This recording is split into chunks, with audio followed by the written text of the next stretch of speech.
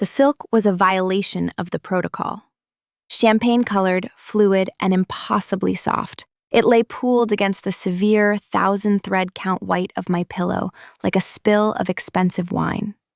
I froze in the doorway of the ensuite, my hand hovering over the light switch. The air in my apartment usually smelled of nothing, filtered, conditioned, deliberately empty. But this morning, a different scent cut through the chill. The sharp bite of turpentine, dried lavender, and the undeniable, heavy warmth of skin. I shouldn't have touched it. I should have stripped the bed and sent the sheets to be bleached.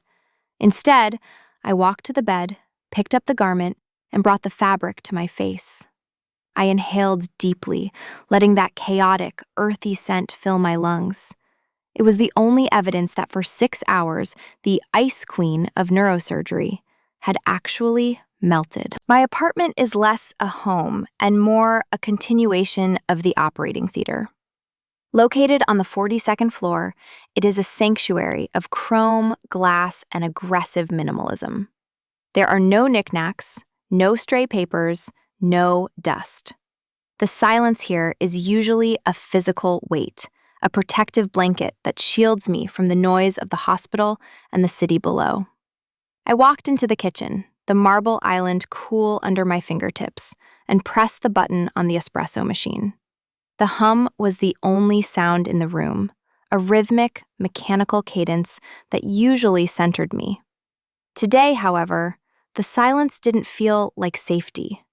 It felt like a vacuum. I took my coffee to the floor-to-ceiling windows.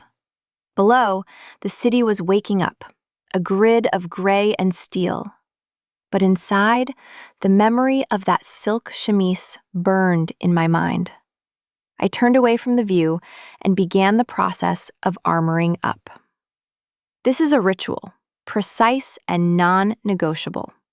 First, the shower, scalding hot, scrubbing away the lingering scent of lavender until my skin was pink and raw.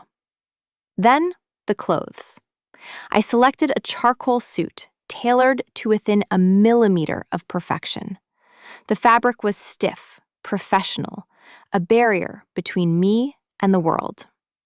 I buttoned the silk blouse to the collar, hiding the pulse point at the base of my throat where her mouth had lingered just hours ago. I sat at the vanity and pulled my hair back.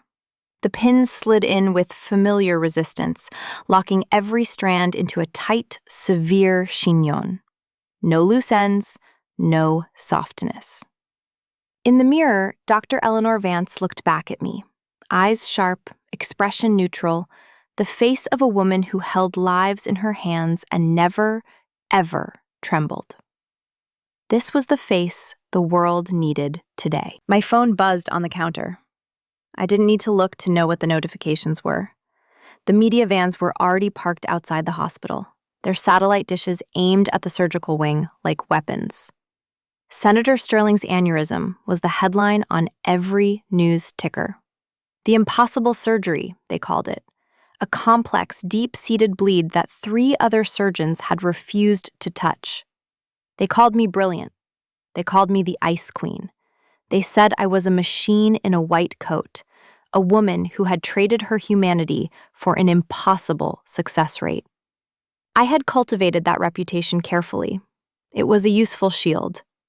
If they thought I was a machine, they wouldn't look for the cracks. But as I adjusted my blazer, smoothing a non-existent wrinkle, I felt the weight of the lie. The exhaustion was there, sitting heavy in my marrow. It wasn't just the lack of sleep. It was the crushing weight of maintaining perfection. For 15 years, I had lived by a strict algorithm: assess, cut, repair, repeat. There was no room for error, and certainly no room for the messy, unpredictable variable of desire. I looked at the bedroom door one last time. The bed was made, the pillow smoothed, the champagne silk hidden away in the bottom drawer of my nightstand. The apartment was perfect again. Sterile, controlled, safe. Yet as I grabbed my briefcase and headed for the elevator, the phantom scent of turpentine seemed to follow me, a ghost in the machine. I wasn't just tired of the pressure, I realized, with a jolt of fear that nearly stopped me in the hallway, that I was starving for the chaos I had spent my entire life excising.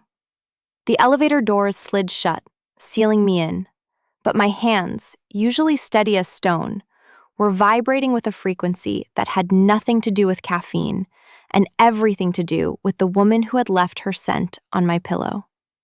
The armor was on, but for the first time in a decade, it felt too tight. The descent in the elevator was smooth, a frictionless glide toward the lobby. But my mind was traveling backward, rewinding the tape to the precise moment the algorithm first failed. It hadn't started with the chemise. The fracture in my carefully constructed reality had occurred exactly 14 days ago, in a space that was designed to be just as sterile as my operating theater, but felt infinitely more chaotic. It was the annual Foundation Gala, held at the Museum of Modern Art, a mandatory appearance. I was wearing a black velvet gown that cost more than my first car, holding a flute of champagne I had no intention of drinking, and suffocating in plain sight. The air was thick with expensive perfume and the desperate, cloying scent of networking. Donors circled like sharks, sensing the prestige of being adjacent to the miracle worker, wanting to ask about their lumbar discs or their husband's tremors, while I nodded, smiled, and mentally reviewed MRI scans to keep from screaming. I needed to breathe. I slipped away during a toast to the board of directors, finding refuge in the East Wing, a dimly lit gallery housing brutalist industrial sculptures. It was quiet here, the shadows long and sharp. I leaned against a massive oxidized steel installation, finally letting my shoulders drop. I closed my eyes, savoring the absence of voices, the absence of expectation. "You're going to trip the alarm if you lean on that." The voice was low, amused, and came from the floor. I opened my eyes, startled, my hand tightening instinctively around the stem of my glass. She was on her knees behind the sculpture, a jarring anomaly in the sea of black tie and sequins. She wasn't a guest. She was wearing heavy, dark canvas work pants and boots that were scuffed and splattered with dried clay and specks of cerulean paint. A tool belt hung low on her hips, weighed down by things I couldn't name. She was adjusting a mounting bracket at the base of the steel structure, her movements efficient, practiced, and entirely unbothered by my presence. "I'm not leaning," I corrected, my voice automatically clipping into its professional cadence. "I'm hovering." She looked up then, and the air in the gallery seemed to shift, growing heavier, charged. She had messy, dark hair pulled back with a pencil, and eyes that were intelligent, assessing, and completely unimpressed by the couture or the title I wore like armor. She didn't recognize me. To her, I wasn't Dr. Vance, the neurosurgical deity. I was just a woman, hiding in the dark. "Hovering," she repeated, standing up. She wiped her hands on a rag tucked into her belt, the smell of linseed oil and metal drifting toward me, cutting through the sterile museum air. It was a grounded, messy scent. Real.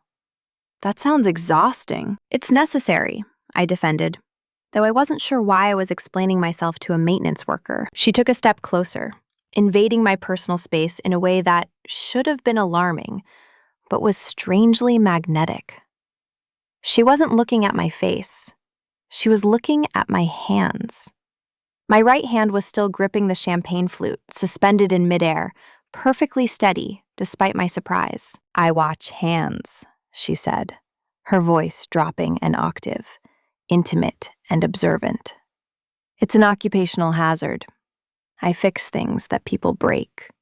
And usually, when people in dresses like that hold glass, they tremble. Just a little.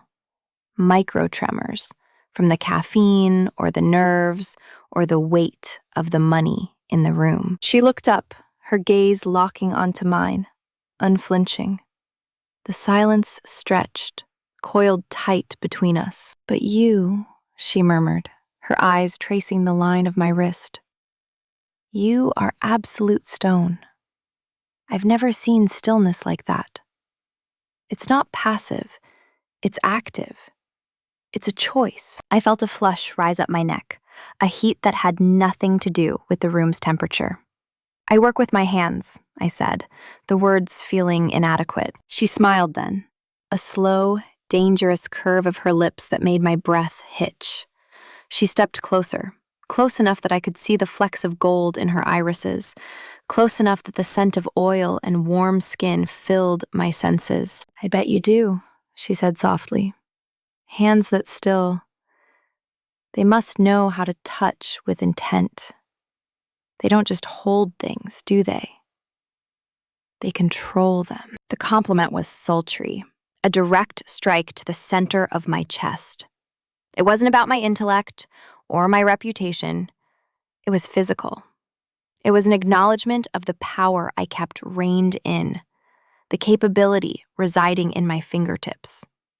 My pulse hammered against the velvet of my collar, a traitorous rhythm I couldn't suppress. I should go back, I said, though my feet didn't move. She didn't back away. Instead, she pulled a marker from her belt and reached for the paper cocktail napkin I was clutching in my other hand. She wrote a number in bold, confident strokes. I'm Cora, she said, pressing the napkin into my palm. Her fingers were rough, calloused, a shock of texture against my manicured skin. If you ever get tired of hovering and want to see what the city looks like when it's messy, call me. I think you might like the mess more than you admit. She turned back to the sculpture without waiting for an answer, dismissing me as easily as she had engaged me. I walked back to the gala with the napkin burning a hole in my hand, the first crack in the glass already spreading, invisible and irreparable. The napkin remained on my nightstand for 48 hours, a jagged piece of white paper disrupting the symmetry of my glass bedside table. I looked at it before I slept and saw it the moment I woke up. It was a variable I hadn't solved, an equation I couldn't balance. Finally, on a Tuesday night, after a grueling 10-hour laminectomy that left my hands cramping and my mind buzzing with static, I typed the number into my phone. I didn't call. I sent a single period, a dot, a tentative ping into the void to see if the signal was still there. The response was immediate, not with text, but with an image. A photo of a studio floor covered in drop cloths, bathed in the golden, dusty light of a late afternoon, with a half-eaten bagel balanced precariously on a ladder. No words, just a window into a world that was messy, vibrant, and completely unsterilized. That was how the erosion began, not with a landslide, but with a steady, persistent drip. Over the next week, my phone, usually a device of grim prognoses and urgent consults, became a portal to chaos. Cora didn't ask how my day was. She didn't ask about survival rates. She sent me pictures of textures, peeling turquoise paint on a subway wall, the iridescent sheen of oil on a wet street, a close-up of charcoal smudged on her own thumb. These images disrupted the grayscale monotony of my notifications, bright flashes of color exploding between MRI scans and blood work results. I found myself checking my phone between rounds, not for emergencies, but for the sudden, visceral jolt of seeing something beautiful and useless. We agreed to meet for coffee on a Thursday. I specified 30 minutes, a surgical strike of social interaction between a board meeting and grand rounds. I chose a cafe near the hospital, a place of hard chairs and fluorescent lights, thinking the sterile environment would keep the boundaries intact. I was wrong. Cora arrived 5 minutes late, bringing the outside world in with her. She wore an oversized denim jacket that smelled faintly of turpentine and rain, her hair loose and wild around her face. When she sat down at the small, wobbly table, the space between us seemed to vanish. The cafe was crowded, forcing us into an intimacy I hadn't accounted for. Under the table, her knee brushed against mine, a solid, warm pressure through the fabric of my suit trousers. I flinched, instinctively pulling back, but then, defying every protocol I lived by, I let my leg drift back. The contact was electric, a grounding wire connecting my high-voltage anxiety to her steady earth. "You look like you're vibrating," she said, not touching her coffee. Her gaze was heavy, lidded, tracking the tension in my shoulders. "It's a high-pressure day," I deflected, gripping my cup. "The Sterling surgery is approaching. The variables are complex." "Not the surgery," she corrected softly. You're holding your breath, Eleanor. Even when you're talking, you're holding it." She reached across the table. In the middle of the crowded cafe, surrounded by doctors discussing mortality rates and interns complaining about shifts, she placed her hand over my wrist. Her skin was rough, calloused from shaping clay and scrubbing canvas, and the friction against my smooth, scrubbed skin was shocking. It wasn't a comforting pat, it was a capture. Her thumb pressed into the pulse point I usually kept hidden, monitoring the rhythm of my heart. "Breathe," she commanded, her voice a low hum that vibrated in my chest. I inhaled, and the scent of her, linseed oil, old paper, and something warm and musky like amber, flooded my senses, drowning out the smell of burnt espresso and antiseptic. For 2 hours, I didn't look at my pager. I didn't think about the senator's aneurysm. I just sat there, anchored by the weight of her hand, letting her trace the architecture of my bones with a curiosity that felt dangerously like ownership. The transition from almost to inevitable happened 3 nights later. It was raining, a relentless cold downpour that turned the city into a blurred watercolor. We had met for a quick drink that turned into dinner, and now we were standing under the awning of the restaurant, the air damp and heavy. My car was waiting at the curb, the driver watching, but I couldn't move. "You should go," Cora said. But she didn't step back. The neon sign above us buzzed, casting her face in intermittent red light. "I know," I said. She stepped in then, closing the final distance. It wasn't a kiss. It was a collision of gravity. She wrapped her arms around my waist, pulling me in until there was no air left between us. My hands, usually so disciplined, found their way under her jacket, pressing against the heat of her back through her thin shirt. We stood there, chest to chest, breathing the same air, the damp wool of my coat frictioning against denim. It was a hug that lingered too long, crossing the line from friendly to possessive. I could feel the slow, heavy beat of her heart against mine, a syncopated rhythm that disrupted my own. "You're dangerous," I whispered into the wet collar of her jacket, the admission tearing out of me. "I'm just the variable you didn't calculate," she murmured back, her lips brushing the sensitive skin below my ear, sending a shiver rattling down my spine. I pulled away first, breathless and terrified. As the car drove me back to my silent, empty apartment, I stared at my hands in the dark. They were trembling. Not from fear, but from a hunger I had starved for 15 years. I knew then that the firewall was breached. The Ice Queen was melting. And God help me, I didn't want to stop the thaw. The day of the surgery didn't begin. It detonated. By the time I arrived at the hospital, the media presence had metastasized from a few vans to a full-blown siege. They were camped on the lawn, a phalanx of cameras and microphones, hungry for a narrative about the senator's survival or his demise. I entered through the underground loading dock, flanked by security, moving through the labyrinth of gray concrete corridors like a fugitive in my own kingdom. The air in the surgical wing was pressurized, heavy with the specific metallic scent of high-stakes expectation. Residents scattered as I approached the scrub sinks. Nurses spoke in hushed, reverent tones that usually fed my ego, but today felt like stones in my pockets. I scrubbed in silence, the stiff bristles against my skin the only sensory input I allowed. I was entering the flow state, that dissociative fugue where Eleanor Vance ceases to exist and only the surgeon remains. I stepped into the OR, and the doors sealed with a pneumatic hiss. The room was chilled to exactly 64 degrees.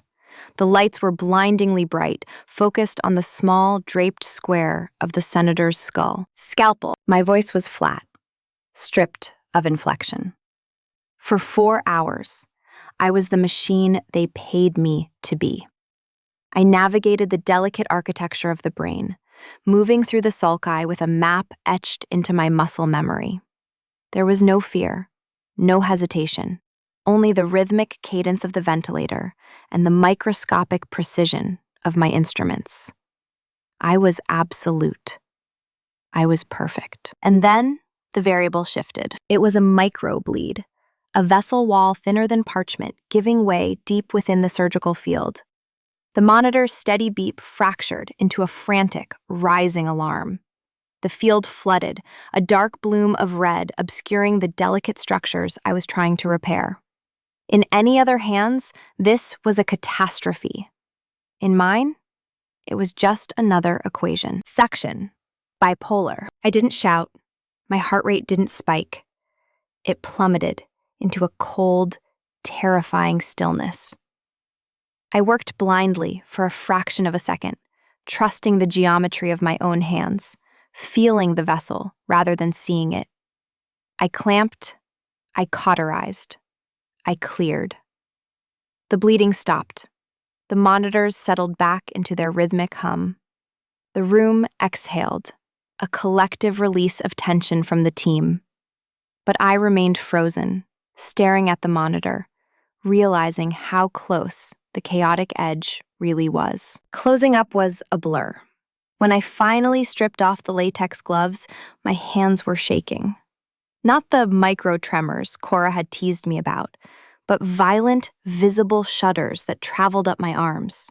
The adrenaline crash was severe, a physical hollowing out that left me nauseous. I sat on the bench in the locker room, staring at the tiled floor, unable to summon the energy to change back into my armor. I had won. The senator would wake up, but I felt like I had been dismantled. The press conference was a theater of the absurd. I stood at the podium, the lights blinding, answering hollow questions about heroism and miracles. Dr. Vance, were you afraid? Dr. Vance, how does it feel to make history? I gave them the rehearsed lines, the stoic nods, the projection of invulnerability. I was the Ice Queen, untouchable and triumphant. But inside the tailored suit, I was vibrating with a frequency that threatened to shatter the glass. I felt isolated in a room full of people, surrounded by praise that felt like ash in my mouth. It was nearly midnight when I escaped. The night air was cool, smelling of exhaust and damp pavement, a stark contrast to the recycled sterility of the hospital. My driver held the door open, ready to whisk me back to the silence of the 42nd floor. I stopped. The thought of my apartment, the white walls, the empty kitchen, the aggressive quiet, induced a panic so sharp it nearly doubled me over. I couldn't go back to the void. I couldn't be alone with the echo of the monitors. I pulled my phone from my pocket. My thumb hovered over the screen, trembling. It was late. It was unprofessional. It was a surrender. But the memory of the rain, of the rough denim against my cheek, of a hand that knew how to hold me without asking for a cure, was the only thing that felt real. I dialed. Eleanor? Her voice was rough with sleep, warm and confused. I can't go home, I said, the confession tearing out of my throat, raw and unpolished. I can't be alone tonight. Come over, she said. No questions, no hesitation. just an anchor dropped into the storm. I didn't go to her. I couldn't. By the time I hung up the phone, my body had staged a mutiny, the adrenaline crash rendering my limbs heavy and useless. I had let the driver take me home, collapsing onto the Italian leather sofa without even turning on the lights, staring at the panoramic view of the city that felt less like a conquest and more like a cage. I was still there, frozen in the dark, when the intercom buzzed 20 minutes later. When I opened the door, the visual shock was immediate. Cora stood in the hallway, framed by the sterile white LEDs of the corridor, looking like a vibrant, chaotic glitch in the matrix of my life. She was still wearing the paint-splattered denim jacket, her boots leaving faint, damp prints on the pristine marble of my foyer. Against the aggressive minimalism of my apartment, the chrome accents, the glass tables, the absolute lack of clutter, she looked impossibly alive. "You live in a spaceship," she said, stepping inside without waiting for an invitation. Her voice wasn't mocking. It was an observation, factual and amused. "It's efficient," I murmured, closing the door and sealing us in. "It's cold," she corrected. She didn't ask about the surgery. She didn't ask about the press conference or the trembling I was trying to hide by clenching my hands into fists. She simply dropped her bag on the floor, a heavy canvas thing that slumped ungracefully against the wall, and walked toward me. The atmosphere in the room shifted instantly. The air, usually thin and conditioned, seemed to thicken, charged with the sudden, undeniable reality of her presence. "Take it off," she said softly, standing toe-to-toe with me. I blinked, my brain lagging. "What?" "The armor, Eleanor. Take it off." She reached out, her hands confident and warm, and unbuttoned my blazer. I stood paralyzed, letting her peel the structured fabric from my shoulders. It fell to the floor, a discarded shell. She didn't stop there. Her fingers, rough with calluses and stained with the ghost of charcoal, moved to the pins in my hair. She pulled them out, one by one, dropping them onto the glass coffee table with sharp, rhythmic clicks, until my hair fell heavy around my face. "There," she whispered. "Now you're real." She guided me back to the sofa, pulling me down until we were sitting knee to knee, the proximity dizzying. She reached out and placed her hands on the back of my neck, her thumbs digging into the cords of tension that had been tightening there for 15 years. I let out a sound that was half gasp, half sob, my head falling forward to rest against her shoulder. She smelled of rain and linseed oil, a scent that cut through the antiseptic neutrality of my home and grounded me in a way the ground beneath my feet never could. "I almost lost him," I confessed into the denim of her jacket, the words muffled. "The senator. There was a bleed." "But you didn't," she said, her hands moving to cup my face, lifting my gaze to meet hers. Her eyes were dark, unflinching. "You fixed it, and now you're here. Stop being the surgeon, Eleanor. Just be the woman who needs to be held." The shift from conversation to silence was seamless. She leaned in, and the first brush of her lips was a question I had been waiting to answer since the gallery. It wasn't tentative. It was a sultry, slow collision that tasted of relief. I made a noise in the back of my throat, my hands tangling in her messy hair, pulling her closer until there was no space left for the world to intervene. The kiss deepened, consuming and heavy, a desperate unraveling of control. Her hands mapped the line of my spine, pressing me against the cushions, her weight a solid, comforting reality that kept me from floating away. We stayed like that for an hour, or maybe a minute. Time had ceased to be a relevant metric. It was only when the exhaustion finally began to pull me under that we moved toward the bedroom. "I can't sleep in these," Cora said, gesturing to her stiff, paint-stiffened jeans. "And unless you want your sheets to look like a Jackson Pollock painting, I need something else." I rummaged through the bottom drawer of my dresser, bypassing the practical cotton sets I usually wore. My hand landed on silk. It was a gift from a distant relative, champagne-colored, expensive, and utterly impractical. I had never worn it. "Here," I said, tossing it to her. Cora held up the delicate slip, raising an eyebrow. "Fancy." She changed in the dim light, the silk sliding over her skin, a jarring, beautiful contrast to the bruises on her knees and the strength in her shoulders. When we finally lay down, the bed felt different. The silence wasn't oppressive anymore. It was shared. She pulled me against her back to my chest, and I buried my face in her hair, inhaling deeply. For the first time in a decade, the algorithm was silent. There was only the rhythm of her breathing and the terrifying, wonderful certainty that I was exactly where I was supposed to be. I woke up before the alarm. That was standard protocol. My circadian rhythm was calibrated to a precision that usually rivaled the atomic clock. But this morning, the awakening wasn't a sharp snap into consciousness. It was a slow, confused drift. For a fraction of a second, suspended in the gray light of dawn, my body expected resistance.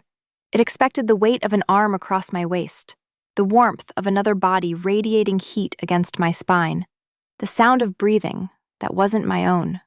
I reached back, my hand seeking the solid reality of the night before, but my fingers met only the cool, high thread count indifference of the sheet. I sat up, the movement abrupt, my heart hammering a sudden erratic rhythm against my ribs. The room was submerged in the pale, sunless light of 5 a.m. It was quiet.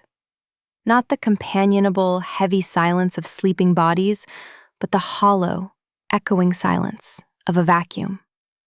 I looked at the other side of the bed. The pillow was indented, a ghost impression of where her head had rested, but the space was empty. The air conditioning hummed, a low, mechanical drone that suddenly sounded deafening in the absence of her breath. I got out of bed, my bare feet sinking into the plush carpet, and walked into the living room. The apartment was exactly as I had left it before she arrived. Pristine, geometric, cold. The canvas bag was gone from the floor. The heavy boots that had left damp prints on my marble were missing. The denim jacket was no longer draped over the chair.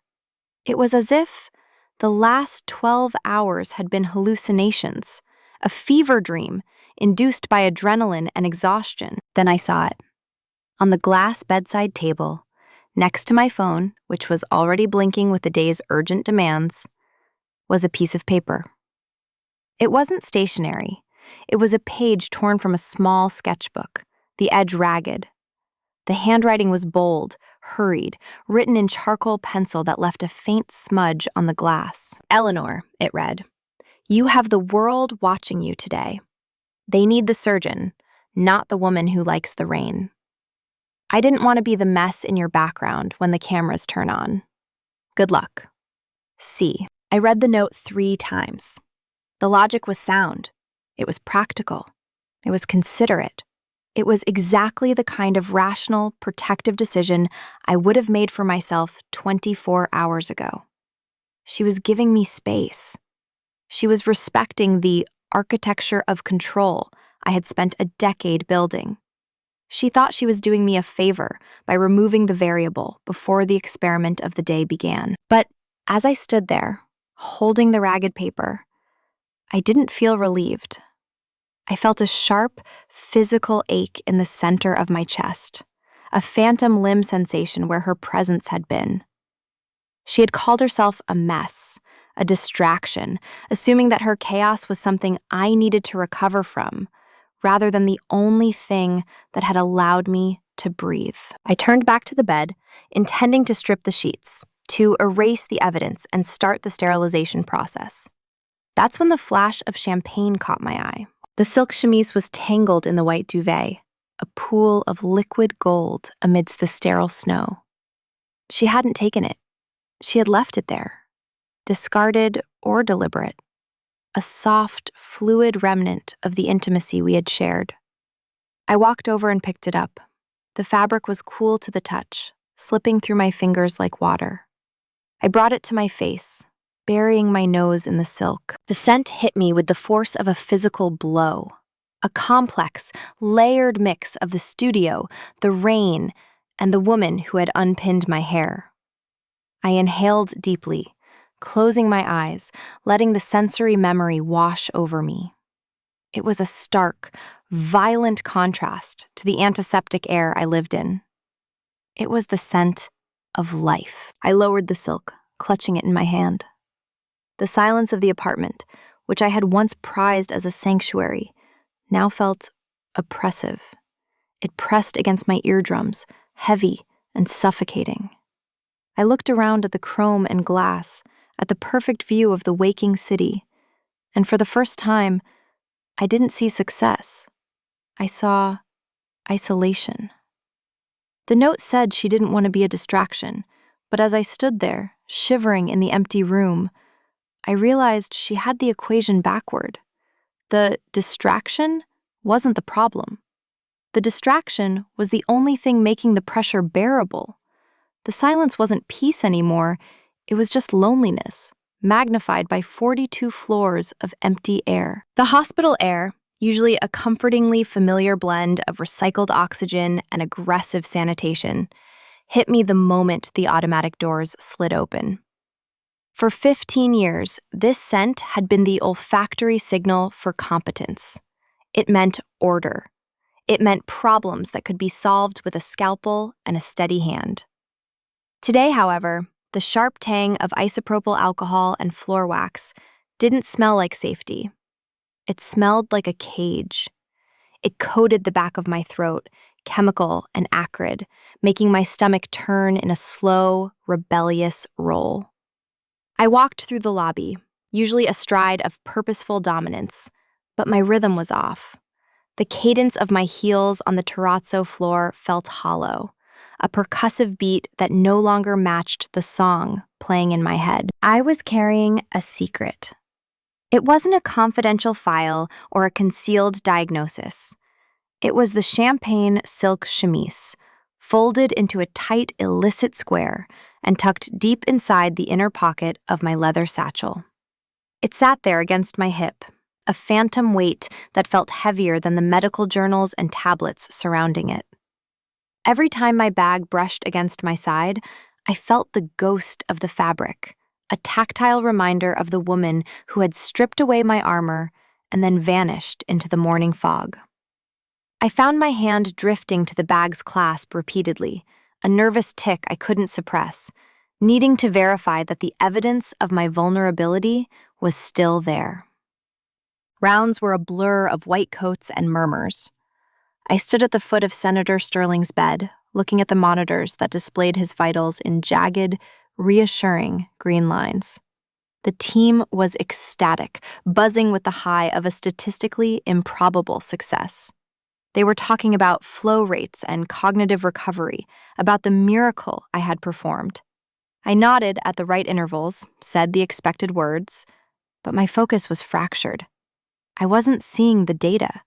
I was seeing the smudge of charcoal on a glass table. I wasn't hearing the ventilator. I was hearing the echo of the door clicking shut. "You're quiet today, Eleanor." The voice broke through my dissociation. It was Dr. Weiss, the chief of surgery, a man who had mentored me through residency and who viewed emotions as inefficient biological errors. We were standing at the nurse's station, the chaos of the floor swirling around us. He was studying me with a clinical, unnerving intensity, looking for the cracks I had spent a career sealing. "I'm focused," I replied, the lie tasting like ash. "Post-op protocol." "No," he said slowly, tilting his head. "Focused is sharp. You look soft." The word hung in the air between us, an accusation wrapped in observation. In our world, soft was synonymous with liability.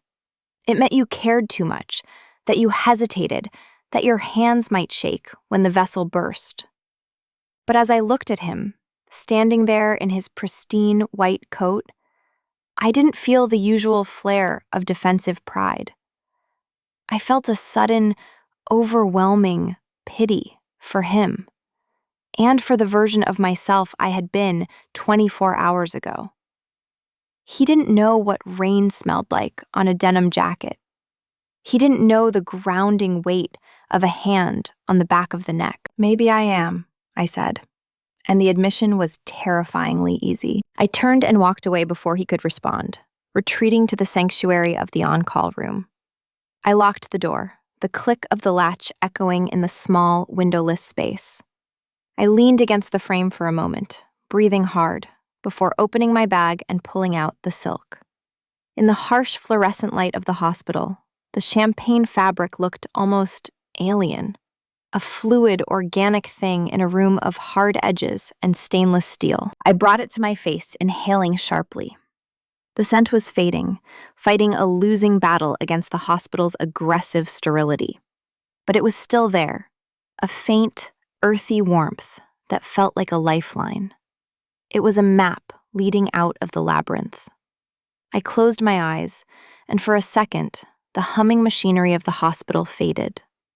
I wasn't the ice queen of neurosurgery. I was just Eleanor, standing in the dark, wanting to be touched. The internal debate that had been simmering since I found the note boiled over. I looked at the white coat hanging on the back of the door, the symbol of everything I had worked for, everything I thought I wanted. It was a costume. A very expensive, very respected costume, but it didn't keep me warm. Saving lives was a noble algorithm, but standing there in the dark, I knew the math no longer worked. I had spent so long ensuring everyone else's heart kept beating that I had forgotten to check if mine was still breaking. It was. And I needed to go to the only person who knew how to fix it. The board meeting was scheduled for 4 p.m. in the executive suite, a room of mahogany and glass that sat at the very top of the hospital's hierarchy. It was the final obligation of a day that had already stretched into a lifetime. I stood outside the double doors, my hand resting on the brushed steel handle. Inside, I could hear the low, murmurous hum of the administrators and department heads, a sound that usually signaled order and authority. Today, it sounded like static. I looked down at my watch. 3:58 p.m. In 2 minutes, I was expected to walk in, sit at the head of the table, and dissect the victory of the morning's surgery for the benefit of the hospital's PR strategy. It was the protocol. It was the job. It was the life I had chosen. I tightened my grip on the handle, intending to push. Instead, my fingers curled into a fist. The leather satchel at my hip bumped against my leg, the hidden weight of the silk chemise pressing against me like a second heartbeat. I realized, with a clarity that was both terrifying and absolute, that if I walked into that room, the woman who had woken up wanting to smell the rain would suffocate before the meeting adjourned. I turned on my heel. "Dr. Vance?" My administrative assistant, a young woman who managed my schedule with terrifying efficiency, looked up from her tablet as I strode past the conference room. "The board is waiting. You have the floor in 5 minutes." "Tell them I had an emergency," I said, not breaking stride. "Medical?" she called out, her voice pitching up in panic. "Personal," I answered, the word feeling strange and heavy on my tongue. I didn't take the elevator to the garage. I took the stairs, 4 flights down, moving fast enough to make my breath hitch. I needed the exertion. I needed to feel the physical act of leaving, of severing the tether that held me to the building. When I reached my car, a sleek silver sedan that was as sterilized as my OR, I didn't sync my phone or check the traffic. I just drove. The address Cora had mentioned, once, in passing, was in the Navy Yard, a district on the edge of the city where the glossy high-rises gave way to brick warehouses and industrial decay. As I drove away from the hospital, the landscape shifted. The clean, manicured avenues dissolved into potholed streets lined with chain-link fences and faded graffiti.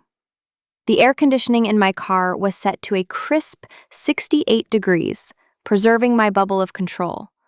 But outside, I could see the heat rising in shimmering waves off the asphalt. I parked in front of a looming brick building that looked like it had survived a war. It was a temporary restoration studio, a place for things that were broken, old, and valuable. I cut the engine.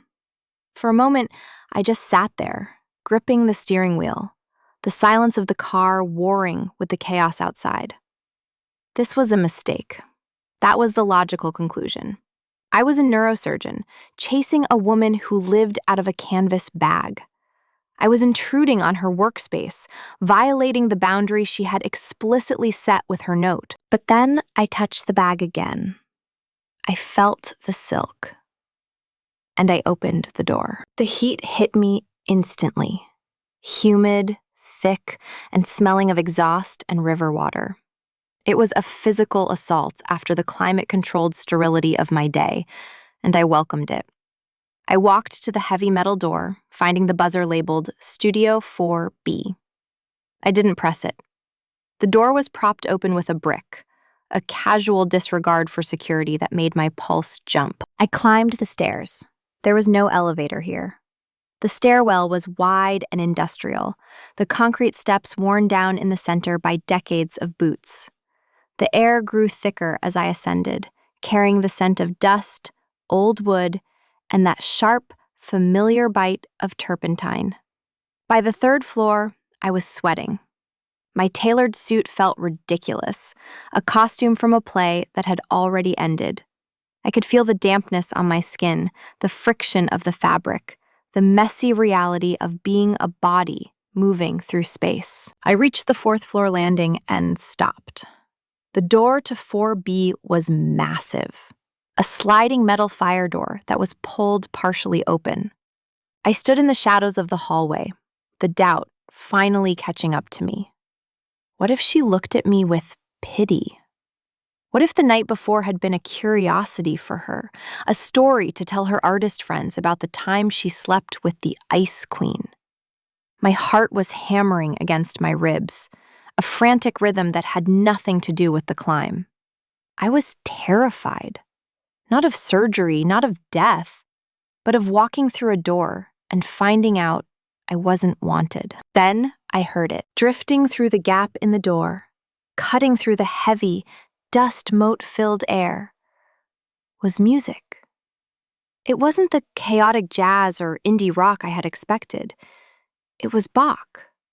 Cello Suite No. 1 in G major. Precise, mathematical, emotional. It was the music of my world, the soundtrack to my surgeries, but here, in this gritty, humid loft, it sounded different. It sounded like an invitation. It sounded like a bridge she had built, unknowingly, between the woman I was and the woman I was trying to find. I didn't knock. I pushed the heavy door, the metal rollers grinding against the track, and stepped into the light. The studio was a cathedral of dust and light, a stark, gritty opposite to the operating theater I had fled. Canvases leaned against the exposed brick walls like silent congregants, and the air tasted thick with turpentine, old varnish, and the metallic tang of dried clay. Cora stood in the center of the room, her back to me, working on a massive, dark landscape that swallowed the light. She held a palette knife like I held a scalpel, scraping away layers of time with a precision that mirrored my own. But where I sought to fix, she sought to reveal. She didn't turn when the heavy metal door rolled shut, but her shoulders tensed under her flannel shirt. She knew I was there. The Bach cello suite played on, a mathematical counterpoint to the chaotic, beautiful space. "You're supposed to be in a board meeting," she said, her voice carrying over the music without turning around. It was calm, knowing. I checked the hospital schedule online. The miracle worker takes her victory lap at 4 o'clock sharp. I resigned from the victory lap, I said, my voice steady despite the frantic hammering in my chest. I walked closer, my heels clicking, a foreign, sharp sound on the paint-spattered wood floor. I had a conflicting appointment. She finally turned. Her face was smudged with charcoal near the temple, her eyes guarded and assessing. She looked at me, really looked at me, taking in the flushed skin and the wind-blown hair that had escaped my chignon, seeing the cracks in the presentation I usually maintained so flawlessly. "You look like you ran here, Eleanor." I drove. Fast. I stopped a few feet from her, the distance vibrating with potential energy. I reached into my bag and pulled out the square of champagne silk. It caught the afternoon light filtering through the dirty windows, shimmering like liquid gold against the grim industrial backdrop. I didn't hand it to her. I held it tight, my knuckles white against the delicate fabric. "You left this." Cora's gaze dropped to the silk, lingering on how I clutched it, then snapped back to my eyes. A slow, knowing smile tugged at the corner of her mouth. "I didn't lose it, Eleanor. I know exactly where I left it." "I know." I stepped closer, invading her workspace, the smell of linseed oil filling my lungs and finally settling the nausea that had plagued me all day. I found it. I didn't wash the sheets. I didn't sanitize the room. I picked this up, and I inhaled it.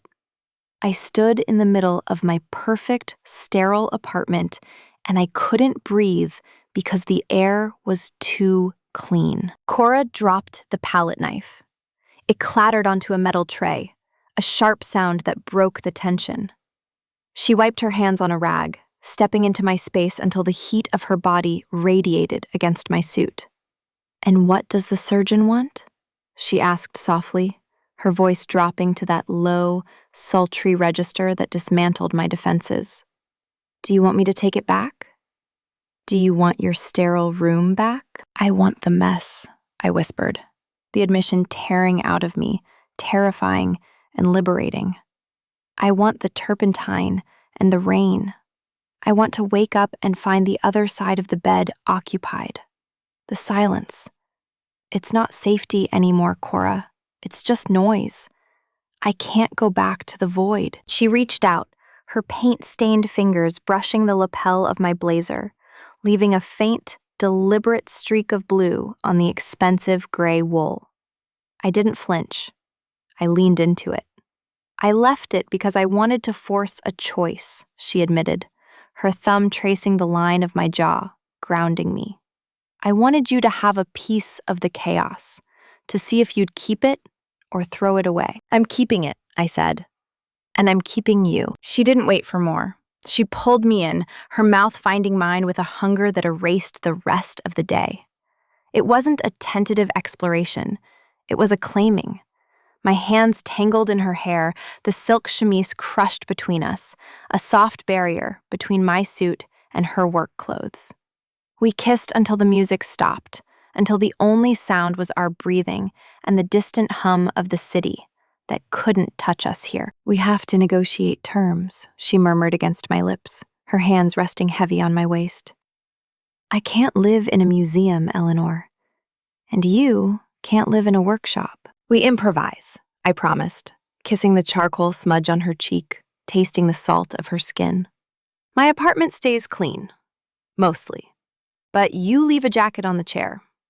And I come here when I need to remember that I'm human." "Deal," she whispered. "The apartment is quiet tonight, but it's no longer empty. The view is the same, the glittering grid of the city, but the atmosphere has shifted. On the chrome coat rack, next to my tailored black blazer, hangs a denim jacket, stiff with dried paint. It smells faintly of turpentine, a scent that now signals home. The algorithm of my life has been rewritten, and for the first time, the variable isn't an error. It's the answer." If you've ever found a piece of someone left behind and realized it changed everything, subscribe to follow the rest of the story.